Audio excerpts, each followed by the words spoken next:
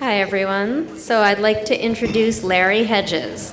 He began seeing patients in 1966 and completed his training in child psychoanalysis in 1973. Since that time, his primary occupation has been training and supervising psychoanalysts and psychotherapists individually and in groups on their most difficult cases. He was the founding director of the Newport Psychoanalytic Institute in 1983, where he continues to serve as supervising and training analyst.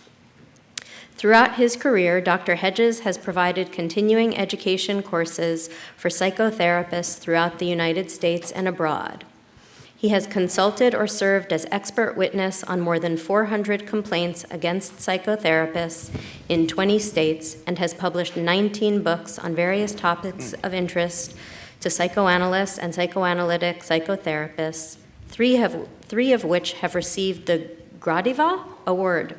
During the 1909 centennial celebrations of the International Psychoanalytic Association, his 1992 book, Interpreting the Countertransference, was named one of the key contributions in the relational track during the first century of psychoanalysis.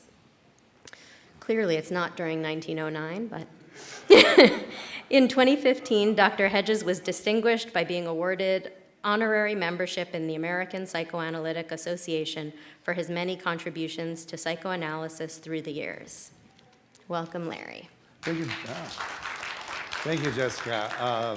My most important credential, however, for this group is that I was a charter member of this organization and is with the original Beverly Conference. Did somebody count how many years ago that was? 25, 30?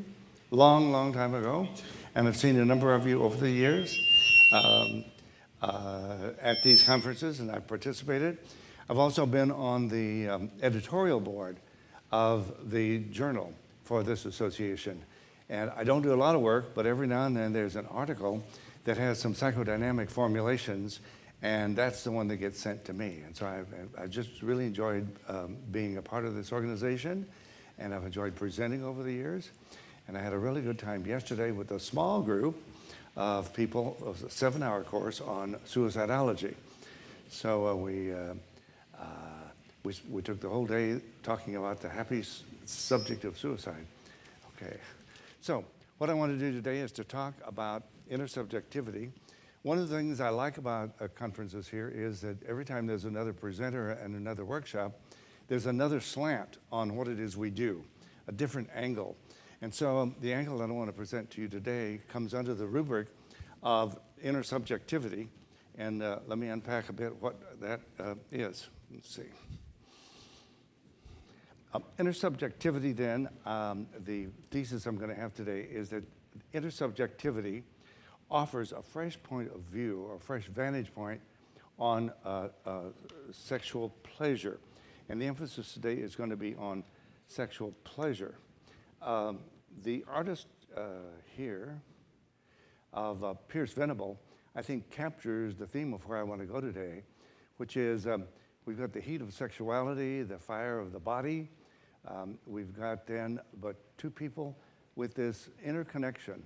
And through this interconnection, each one is in touch with all parts of the other person's body, all the way down to the toes, where we've got human beings down in all parts of our body.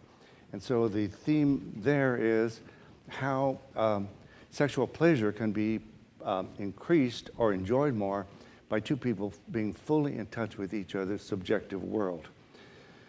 So simply stated then, intersubjectivity is I have a subjective world of my own that's been forming since before I was born.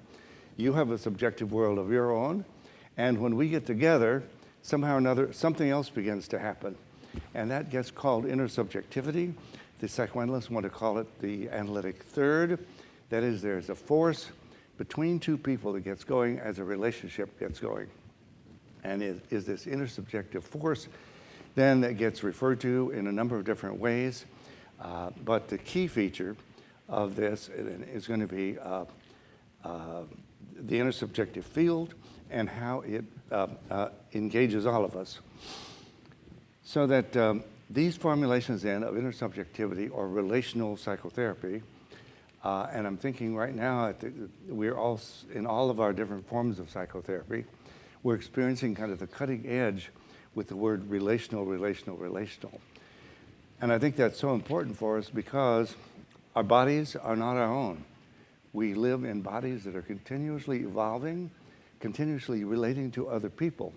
And as we form new relationships, as we learn new things, we find that our bodies are changing.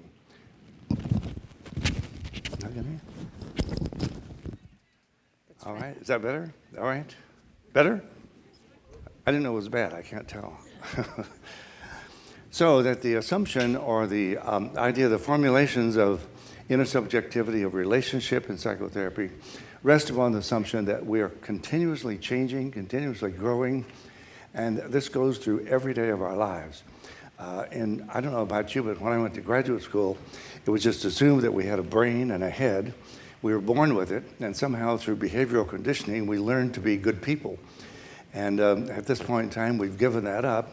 We don't know if we're good people or not, but we've become aware that through neuroscience research, infant research, that our brains actually form during the first 12 months of life based on the relationships that are and are not available. Alan Shores, of course, put together so much of that research for us so that we have it. But the point of it is that the structure of our brain is a relational structure, and that somewhere between the 10th, 11th, 12th month, we're told by neurologists that billions of neurons get pruned out of the brain, making room for the brain to develop its according to its own structure. So every one of us is unique because the relationships we had in the first 12 months is unique. And so when we come together later in life, we're aware that we all have a world of subjectivity that is completely unique based upon our own relational experience. So, I'm having trouble in this room. Let me try again here. And so with that, the interpersonal people, the intersubjective people, have talked about the intersubjective field. Bob Stollerow and his colleagues have particularly talked about it, and they talk about it as a field between two individuals, and then it goes farther, two individuals. You're still having some trouble with it? Oh, okay. Farther than two individuals, but it goes down to all of us that are connected, mind, body, and soul, since the beginning of time and far into the future. So,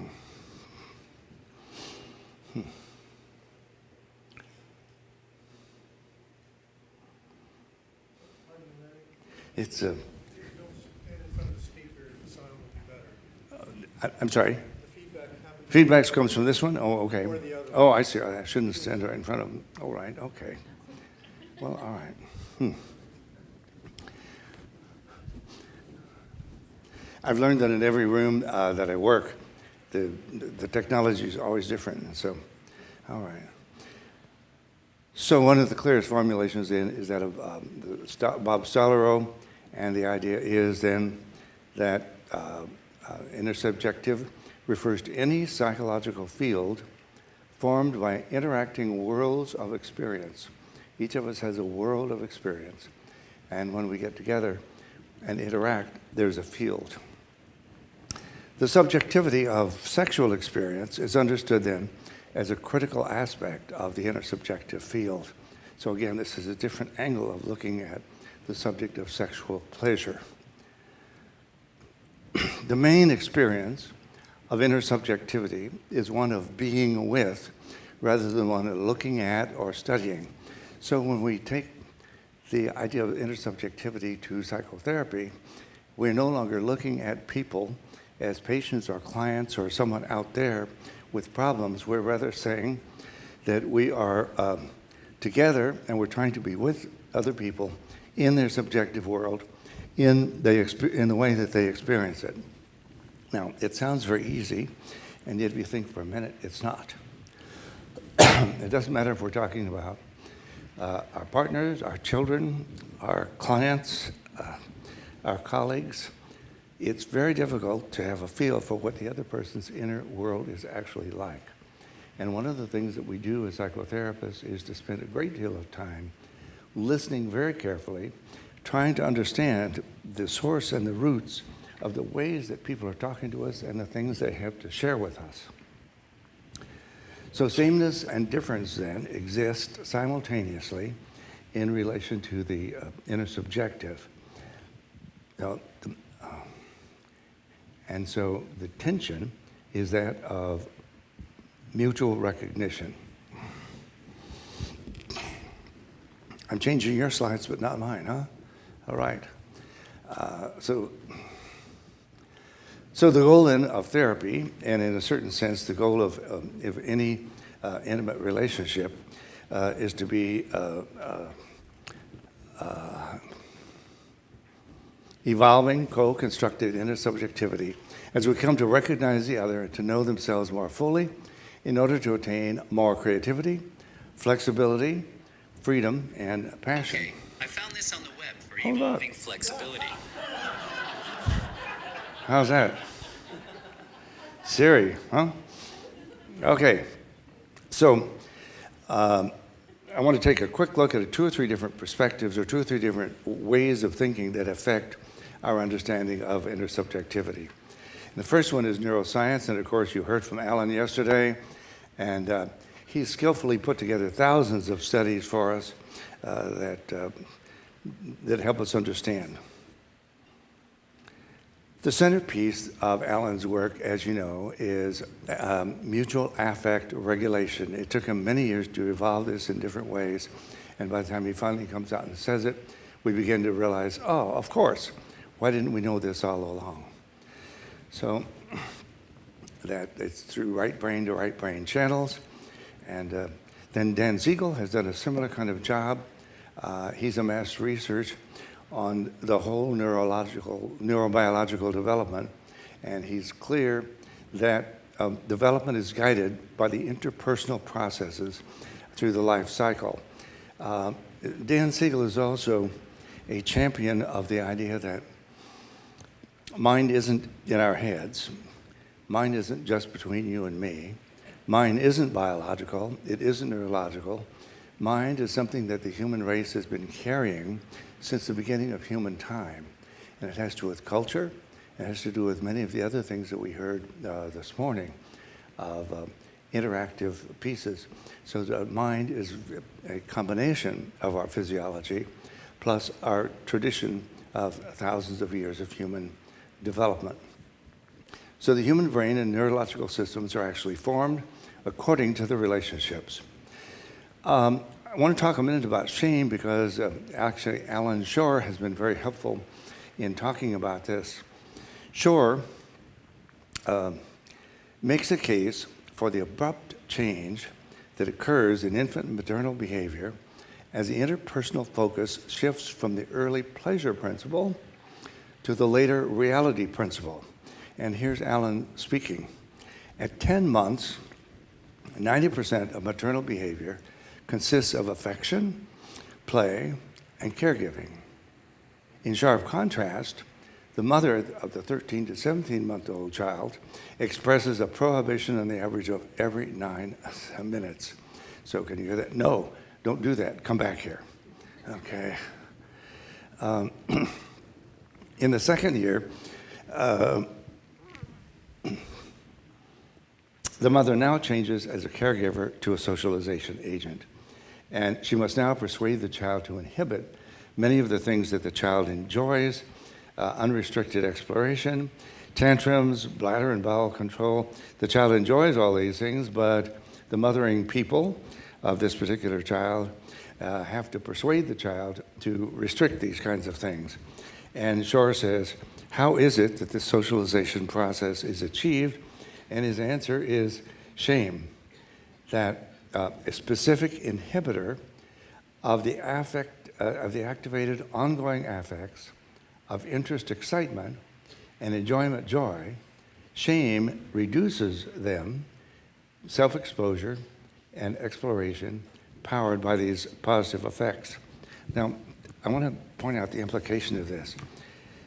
what it means is that every one of us, starting about 8, 9, 10 months, as the parents around us, the parental forces around us, begin to civilize us, begin to bring us into ordinary human life, the no was constantly heard in one way or another. Don't do that. Do it my way. Don't do it your way.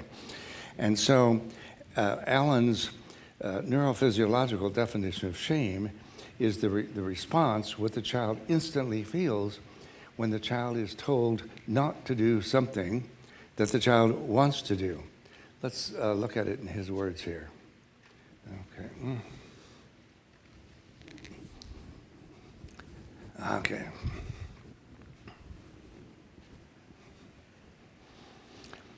Quote, quoting Alan, "The negative affect of shame is thus the infant's immediate physiological emotional response to an interruption in the flow of anticipated maternal regulatory function. Shame, which has been called the attachment emotion, is a reaction to an important other's unexpected refusal to enter into a dyadic system that can recreate the attachment bond. This intense psychophysiological distress state, phenomenologically experienced as a spiraling downward, reflects a sudden shift from energy mobilizing sympathetic dominant to energy conserving parasympathetic nervous system."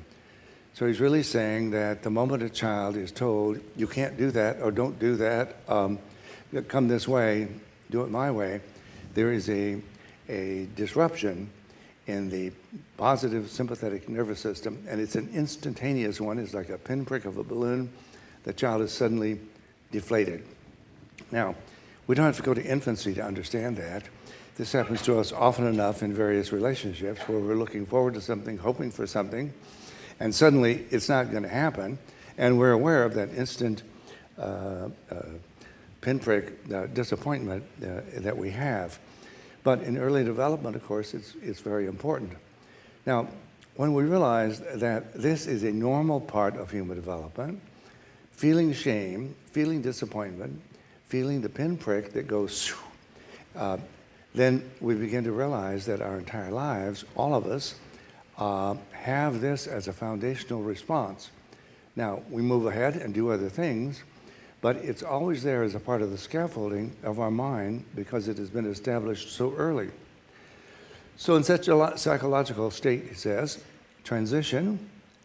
state transition, sympathetically powered elation, heightened arousal, and elevated activity level instantly evaporate, and the individual becomes inhibited and strives to avoid attention in order to become unseen.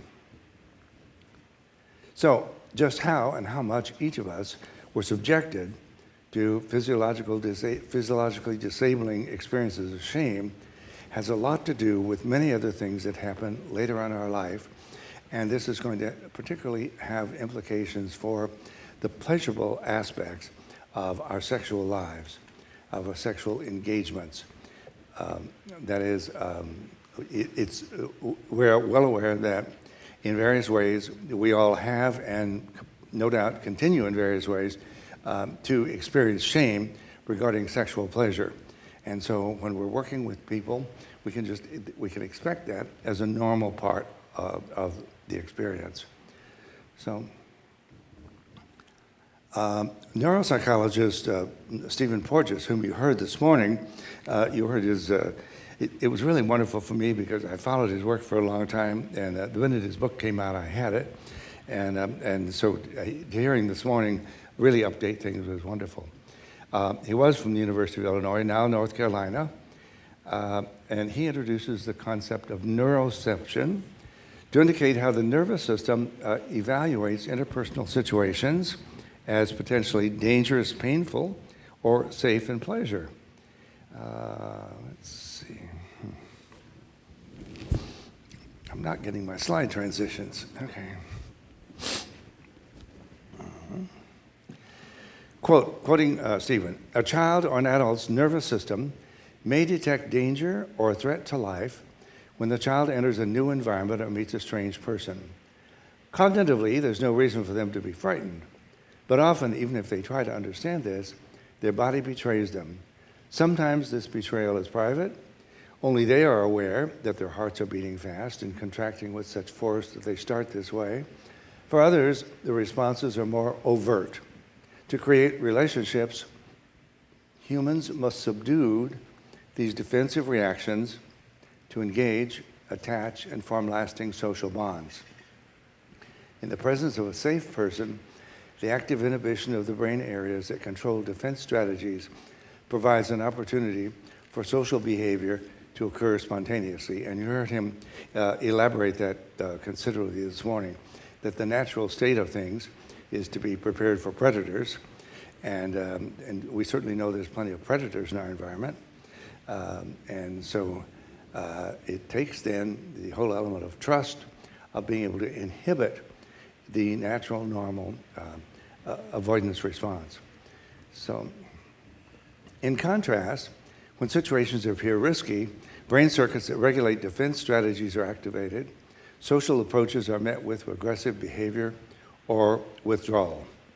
The question becomes then, how are any two individuals to work to overcome their relational fears in order to create mutually rewarding intimacy, whether sexual or otherwise? And we're aware in ourselves, with our partners, with our clients, and with the couples we work with, we're aware that this is virtually a universal set of issues. And the reason it is because we are constantly, throughout a lifetime, evolving ourselves, changing and growing. And as we do that in relationships, then this puts demands first on one side and then on the other side to keep up. In one of my books called Making Love Last, I looked at the few exceptions that we have of people who have had very long, fulfilling relationships. That is, as many people have long relationships, but they have fallen into various kinds of deadness. But there's some people that have maintained long relationships, and as people were interviewed, there was something that happened almost with a regularity, and it was two people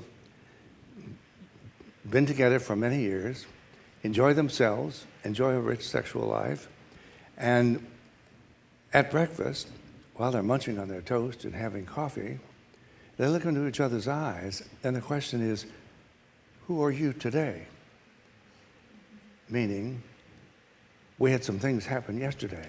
I know that changed you. Did you have some dreams last night? Where are we now? And so it's the intersubjective sharing of the ongoing fabric of experience, and it's very hard to do. And I think particularly the lives that we live now, we're busy, we're moving, and we would just as soon settle for rituals or habits. And yet, if we're going to truly have pleasurable relationships, we're aware that we've got to continue to stay in touch with each other's inner subjective worlds. A brief word about the infant caregiver erotic interaction perspective. We've had now at least 2 decades, almost 3, of baby watchers that are busy studying babies and anything and everything they do, and asking babies interesting questions in sort of devious ways, and learning a whole lots of things about them. So infant research has established that human babies at birth are already equipped through genetically driven processes of mirroring, synchrony, curiosity, and the capacity for affective resonance to search out and to make creative use of various aspects of the inner subjective, rhythmic, and affective life of their caregivers. The Boston Change Process Group, with a number of infant researchers, has been studying this for some time, and the question is, how is it that human beings change? Meaning throughout the lifespan, but particularly in early infant development. What constitutes it? And the answer comes out again and again. Change occurs in a given moment in time when two people are intimately connected. That is, there is a magical moment of change. And Daniel Stern has written extensively about that in that work. He has, He sees then intersubjective relatedness as a crucial step in self-development as the infant becomes able to share subjective experiences, especially affective one.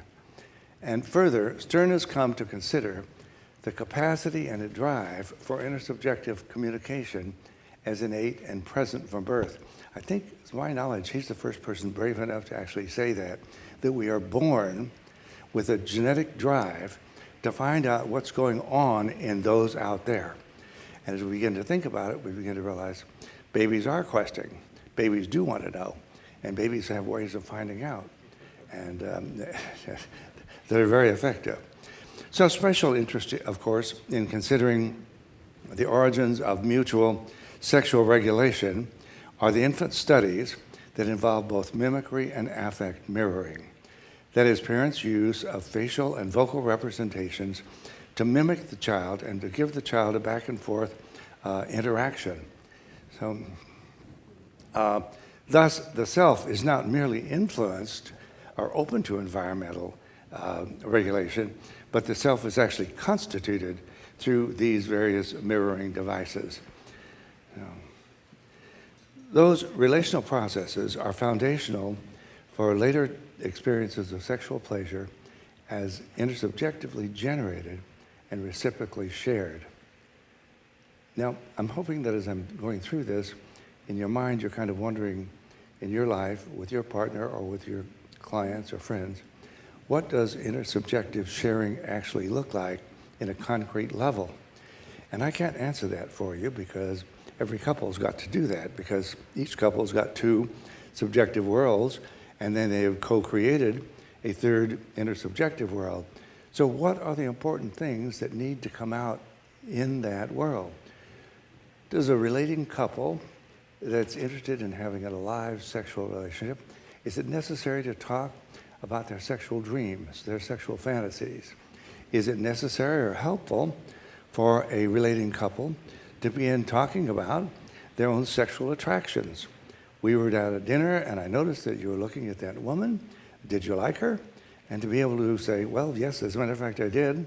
I'm glad you enjoyed her, and to move on. Now, each couple has got to decide what their defensive network is, how much, if you will, truth about sexuality can be shared. But it seems to me that when two people are working on expanding their pleasure and their enjoyment, then two people are invested in trying to move past their defensive reactions in terms of fending off what the other person is like in favor of drawing in what the other person is like, whether that's who I thought this person was or not, or whether that's how I would like for this person to think or be. The issue is, what is the reality of my partner? And how can two people get in touch with that?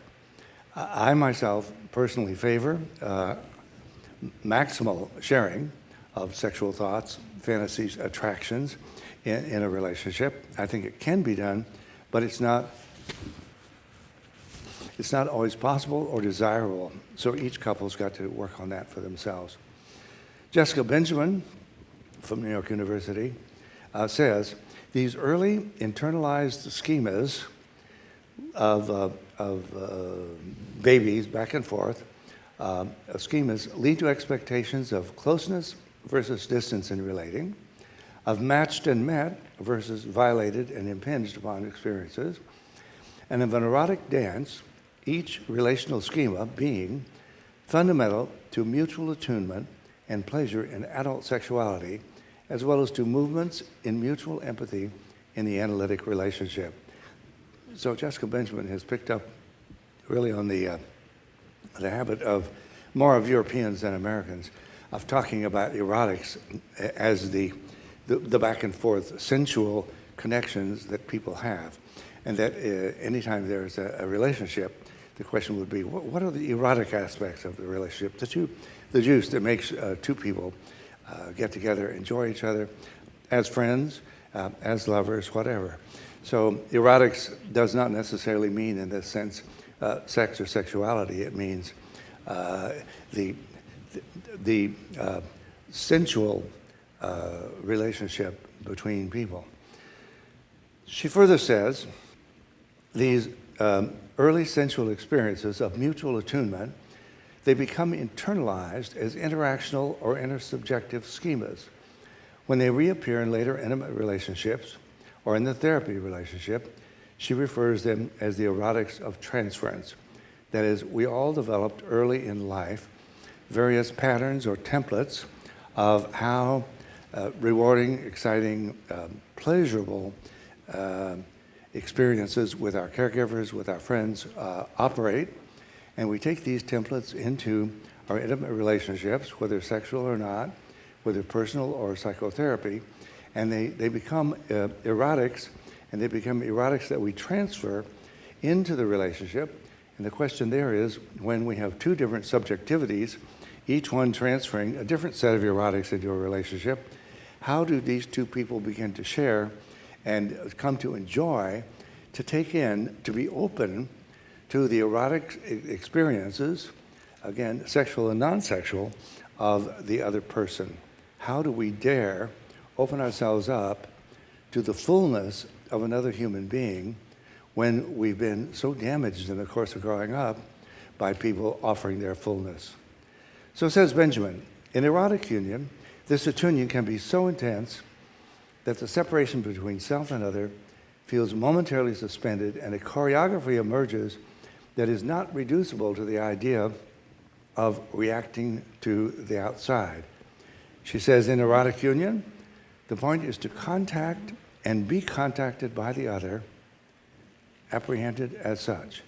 To contact and be contacted by the other, apprehended as such, that we know we are in contact with each other.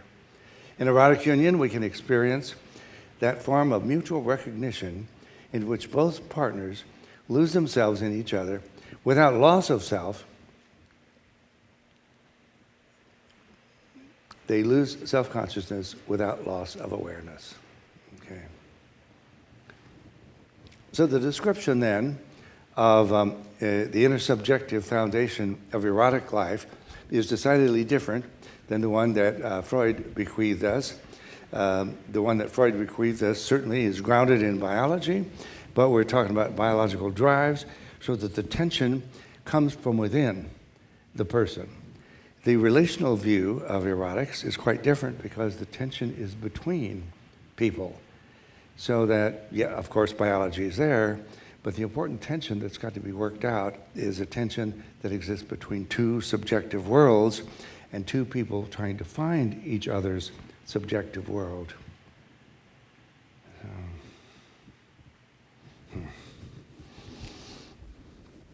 Okay, let's see.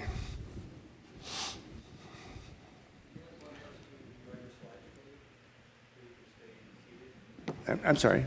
Would you like one of us to advance your slides? Oh, let me struggle with it here. Thank you very much. Very empathic. Okay. Let's see. The perspective of relational psychoanalysis has come along, and the person here that is the leader or was, Stephen Mitchell, and he turns the whole idea of sexuality that it was part of classical psychoanalysis on its head.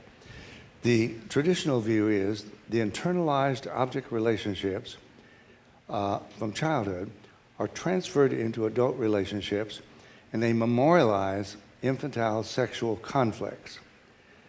Mitchell turns it on its head and says, interactive adult sexuality expresses early relational configurations.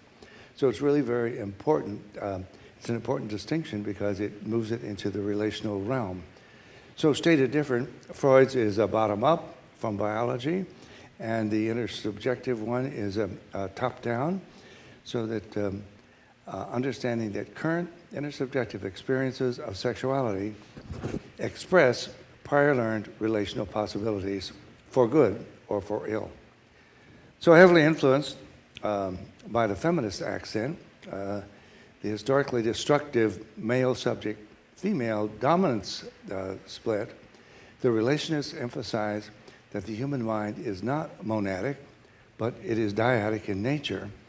And the vitalizing dynamic human relationships are seen as constituted by co-constructed intersubjective erotics, that is, by dances or scenarios in which two learn to do something together, and as they learn something together, they find that the third force, the third vector in the relationship speaks to each of them, tells each of them how they need to dance in order to stay coordinated with the other.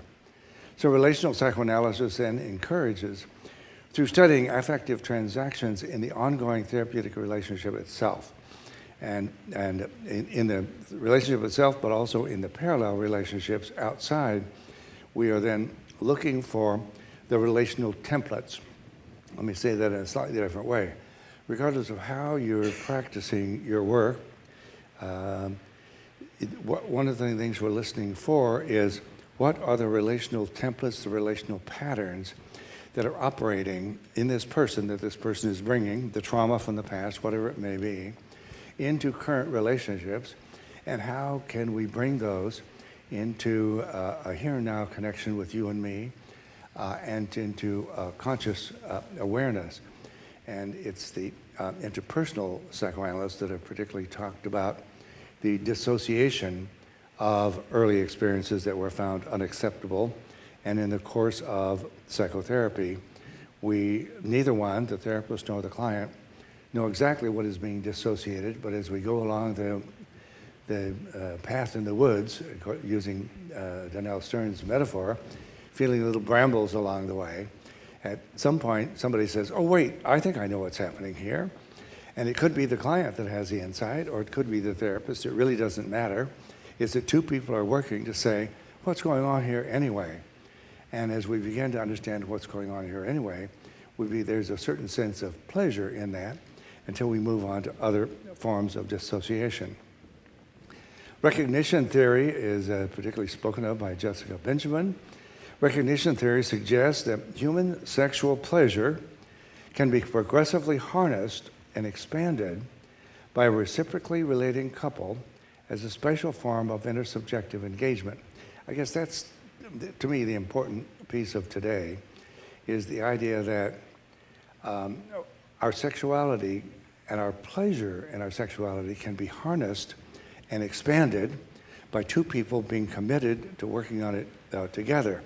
And that's a very different view than thinking of sex as just something that's there, or that has, or that works for us or doesn't work for us. It's a question here of how can a committed couple begin to expand their sexual engagement and, more importantly, their sexual pleasure. Thus, and that is analogous to mother and child and therapist-client intersubjective exchanges. It's possible for the intimate relating couple to co-create a steadily expanding of pleasurable erotic interaction based on mutual recognition and balanced complementarity. And by complementarity, Jessica Benjamin tells us that historically we've been handed a doer, done to mentality that has been gender tagged throughout the centuries, and that it's one up or one down. And as we're moving into the future of egalitarian relating, then we're aware that it may be we're going to be playing with my fetish tonight, and tomorrow night we'll try yours. And so the idea is to get away from what she calls the bonds of love, which are the gender-tagged do or done to, and be willing and able to alternate the do and done to in a way that is mutually satisfying to both people. And she calls that complementarity. And yet, as she studies it, she also lets us know that because there's been such a long history of dominance and submission dynamics that are gender tagged, it is easy for any relating couple to fall into those almost knee-jerk wise. And either partner can be the one that pulls the other one into the bonds of love. And what she says, and then what it takes in a relating couple, is both people always on the lookout for our complementarity, the back and forth, do or done to exchange, breaking down, and how do we then restore it back to a pleasuring situation that is ongoingly mutual. All right, I'm hoping that in my brief kind of going over things today, will suggest to you that there's an area of our mental life that it's possible to expand in a dedicated couple wanting to expand it, and it's pleasure we're getting after.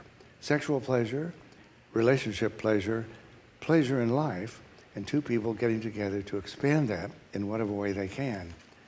So what I want to talk about now, though, are 8 greatest challenges to living intersubjectively. That is, it's all well and good to say this is a great direction for us to move, but what are we actually faced with when we try as a couple, again, any relating couple, it could be with a client, with a partner, with a child, with a parent, the 8 greatest challenges of intersubjectivity. First one is we resist the complex relating required by intersubjectivity. We'd rather go through the routine of our week. We'd rather set up rituals in our relationship. We feel more comfortable with sort of certain kind of deadness in our lives. And so if we begin to risk, what is this about? I'm bothered by something here. Can we talk about this? We begin to create difficulties in the couple relationship.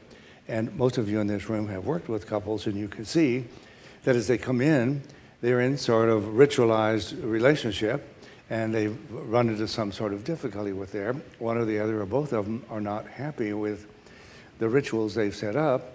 And so at that point in time, you realize that as a therapist, as you begin to ask them to try some new things, to stretch a bit, to talk a little bit more, or we heard here to kiss perhaps, whatever it is that they're needing to do, to stretch themselves and to then be dedicated to watching what happens inside themselves and inside the other person, that we resist that. It's very complex and it's very scary. The second challenge to living intersubjectively is we're ambivalent and uncertain about many feelings that intersubjectivity necessarily stirs up. And I'm thinking particularly about sexual feelings, sexual fantasies, sexual attractions, sexual relationships we've had in the past, an image that occurred maverickly in some dream that's wildly pornographic or wildly sadistic or wildly masochistic, that we live in a world where we only permit certain ideas of sex and sexuality to be permitted, although the internet has certainly changed that. But we're aware then that even though the internet has expanded people's awareness of visual imagery, of activities, and so forth, that we've got now a whole lot of cultural difficulties with trying to figure out what we're going to do with those. And from the vantage point we're talking today, what we're going to do with those is to realize that it was Freud who first told us that we are polymorphous perverse. That is, that whatever forms of strangeness or perversion or fetishes exist on the planet, they certainly, we are certainly subjected or subject to being influenced or titillated by them. And so to live intersubjectively with two people committed to sharing these things is really very scary, very threatening. And again, as I said earlier, each couple's got to decide to what extent they want to try to be open about all of these otherwise taboo items. The third challenge to living intersubjectively is we resent that others aren't perfect objects for us to engage with, that they're not better relating partners. This unconsciously reminds us of the other times in our lives that our relating partners were unresponsive, unreliable, or disappointing. So as we try to imagine working with a partner to expanding our pleasures, sexual and non-sexual, into new zones, then we are so afraid that this other person is not going to do it exactly the way we want them to, and then we got to face a whole lot of what we experience as rejection, disappointment, the pinprick things that we talked about earlier. And so at some point, for a couple to have the courage to move forward into new territory, they've got to be prepared to support each other in the fears and the disappointments that they're going to find that the other person is not going to be receptive in the way they want them to be receptive. and the couple's got to be prepared to work with that. The fourth obstacle to intersubjective relating is that we resent having to muster up sufficient maturity to open ourselves up to engaging intersubjectively with whomever shows up in our lives because of our own needs to be nurtured, soothed, or idealized. So when, as therapists, we like to be respected, we like to be seen as smart, wise, empathic, et cetera, et cetera. And so if we really to allow full intersubjectivity to occur in a therapy situation, we've got to be prepared for a lot of quite unwanted reactions to come towards us. And we've got to be prepared for us to have a lot of unwanted reactions towards our clients there. And so while a marriage couple may need a counselor to help them sort out their stretching into stronger intersubjectivity, the therapist also may need consultants. And the consultants that we like to, when we're in trouble because we're overstimulated with some client in one way or another, ready to kill them or ready to run off with them and have wild, passionate sex, whatever it is that we're caught with, we too need someone to help us with that. And I have myself been a consultant sometimes to a therapeutic couple where a therapist and a client have gotten into some dilemma and they're kind of stuck. And they come and we talk about it until they're back in business again. More often than not, however, I consult with therapists who themselves have gotten into a countertransference mind that is unacceptable to them. They don't know what to do with it. They don't know where to go with it. And so we end up talking about it until they begin to feel that they're in motion again. The fifth challenge to intersubjectivity is we fear aggressive feelings. Therapists repeatedly explain to clients that there's a difference between angry feelings and acting on them destructively. But when we get involved in intersubjective engagements, we may sometimes have a hard time telling the difference. That is, our anger is going to be stimulated from a number of different sources, and it's hard sometimes to tell how there's a fine line between having angry feelings and then catching ourselves acting them out inadvertently or overtly in some way or another. And it's that point at which we do need to call for a consultation to say, there's something really important going on here. I'm ready to kill this man, and yet I know he's here doing his work. How do we get to the next level? So we fear erotic feelings. Therapists work hard to explain the difference between erotic feelings and boundaryless sexual acting out. But when engaging in intersubjective experience, we sometimes, again, have a hard time keeping to that distinction. I did a consultation just last week with a wonderful man, a psychologist that it was in some of my classes years ago, and he comes in and says, I'm in deep trouble. I said, okay. And he says, I want to have sex with one of my clients. I said, okay. And so he went through and talked about how this had evolved over a 7 or 8 year period. And each of them have had some difficult physical situations, and they found a lot of empathy and sharing with the traumas of physical conditions. They both happen to be married, but they're unable to think of the implications of an affair for their spouses or their children, so they've lost themselves. And we know that it's easy to lose ourselves either with angry feelings or the erotic feelings or other kinds of feelings. And so it's very important. So first of all, I had to go over with him all of the legal and ethical implications, and then most of which he was aware of. And then I had to say, okay, well, now, where are we? And I don't know where he's going to go. I don't know if he's going to do it. But we're going to meet again, I don't know how many times, and try to get this sorted out so that he doesn't carelessly destroy his life and his career. I've seen too much of that. I've done so much expert witness work now in 19 states. I've been called in on over 400 complaints against therapists. And again and again and again, therapists lose their boundaries, and it's really very tragic. 7, in personal as well as professional relationships, we sometimes want to just be there, you know, kind of being a good therapist, being a good person, doing the right thing, and to be free from the more chaotic, wet, messy, intersubjective feelings that are complex, especially when the subject is sexuality, that tends to be chaotic and messy in the first place.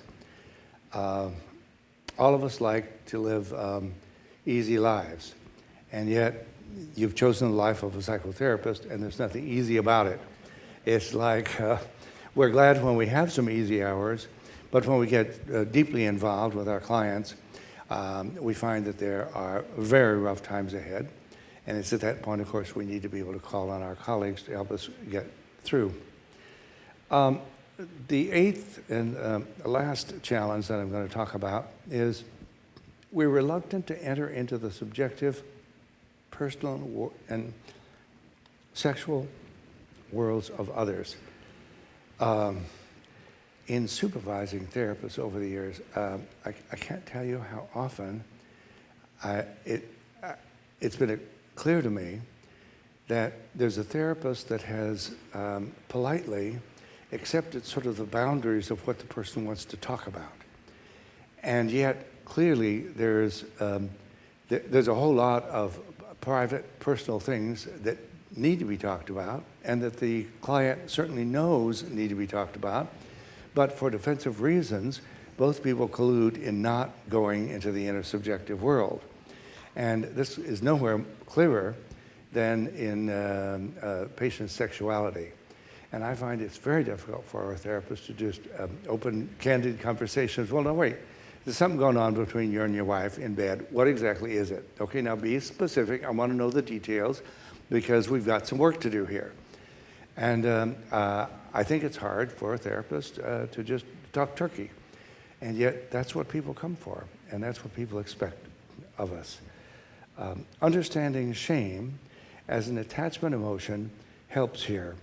Because of our developmental histories, people expect to be shamed for their sexuality and for their personhood. While they hope to be heard and respected, when we receive them with our own subjective agendas rather than meeting them where they are, they necessarily experience shame that puts a damper on anything potentially pleasurable. And so I think that therapists, as a rule, are hesitant to go into deeply into subjective worlds of rage, hurt, injury, trauma, because of the element of shame.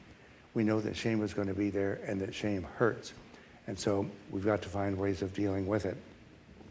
I'll tell you okay, so I have a bottom line for today. Sexual and other intimate pleasures as an intersubjective psychological event requires that two people freely enter into each other's world of subjective experience and then, amidst uncertainty, confusion, and doubt, to co-create their own special erotic paradise.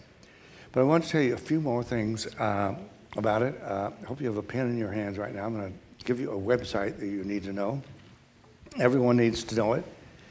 The name of the website is Free Psychotherapy Books, one word, freepsychotheraPybooks.org. freepsychotheraPybooks.org. Jason Aronson, who has probably been the largest publisher of psychotherapy books in the world, when he retired a few years ago, sold his publishing firm, and he teamed up with the International Psychotherapy Institute in Maryland to set up this free website. And it's a free download, and since he knows and has known all of the great authors through time, he's been able to contact them and get them to put their books where their copyright is run out and so forth on this website. So it's a treasure for us. Just you have to go to the website, then you have to register with your email so they can send you, every 3 or 4 weeks a new book is published, and they'll send you an announcement about it. And then you just go to click all books, and you've got 150 or more books there. I have 9 of my books up there now, and there were 11 that were published hard copy. And I can tell you, once I started putting them up on the web, I got incredible circulation. This operates in 98 countries, number of different languages. My books have downloaded thousands and thousands and thousands of copies. I don't know quite where they've all gone, but they're there. So any of you who are writers or potential writers and would like to go to that website, you need to know about it. If you go on the website, you can figure out how to submit manuscripts. When Jason Aarons first did that, we'd been friends for some time, he called and said, Larry, do you have any books sitting around you'd like to get published? And I said, well, I've got 3 or 4 sitting in the back of my computer collecting dust. Why? What'd you have in mind? So he then tells me he's doing this. Now, it's interesting, the backstory on this is his adopted daughter and her boyfriend started Google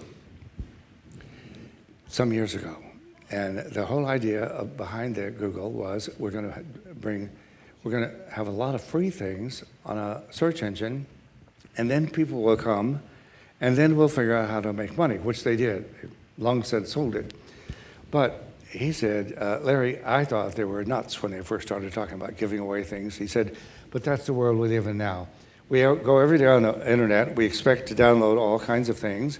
People want psychotherapy books free. So I've got 9 of them. But the reason I want to tell you this is because I have several that are of interest to body psychotherapists. My particular area of research over time has been studying the development of relational possibilities from before birth through adolescence and adulthood, and those have neatly divided into 7 different levels of relational possibilities with 7 distinctly different fears that locate distinctly different places in the body.